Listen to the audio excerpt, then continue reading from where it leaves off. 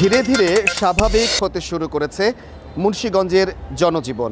এই মুহূর্তে মুন্সিগঞ্জের প্রবেশদ্বার মুক্তারপুর সেতুতে লক্ষ্য করা যাচ্ছে মুন্সিগঞ্জ থেকে ঢাকাগামী এবং ঢাকা থেকে মুন্সিগঞ্জে ছেড়ে আসা গণপরিবহনগুলোর উপস্থিতি। পাশাপাশি আমরা লক্ষ্য করতে পারছি মুন্সিগঞ্জের বিভিন্ন উপজেলা এবং মুন্সিগঞ্জ থেকে পার্শ্ববর্তী জেলাগুলো যাতায়াতের জন্য সিএনজি, অটোরিকশা এর স্বাভাবিক উপস্থিতি।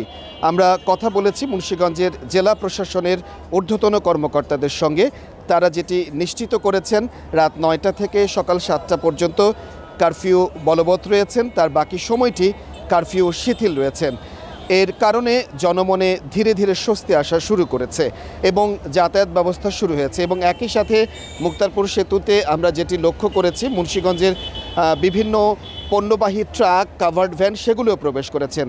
গত 18 জুলাই মুন্সিগঞ্জের পদ্মা সেতু এলাকায় উত্তর থানার সামনে সেখানে কোটা সংস্কার আন্দোলনকারীদের সঙ্গে একটি সংঘর্ষ এবং সদর উপজেলায় একটি বিচ্ছিন্ন ঘটনা ছাড়া কিন্তু আর কোনো ঘটনা কিন্তু কোটা আন্দোলন বা কোটা সংস্কার আন্দোলনকারীদের সঙ্গে কিন্তু মুন্সিগঞ্জে ঘটেনি।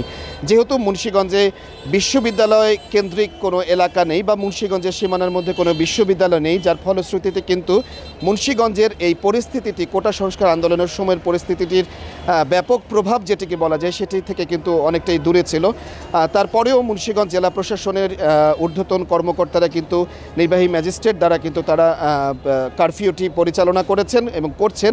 একই সাথে কিন্তু আমরা লক্ষ্য করেছি সেনা টহল কিন্তু রয়েছে, তার সঙ্গে সঙ্গে পুলিশের টহলও কিন্তু আমরা লক্ষ্য করতে পারছিলাম। এবং একই সাথে যখন কারফিউ শিথিল থাকে তখনও কিন্তু আমরা দেখেছি তাদের উপস্থিতিটা।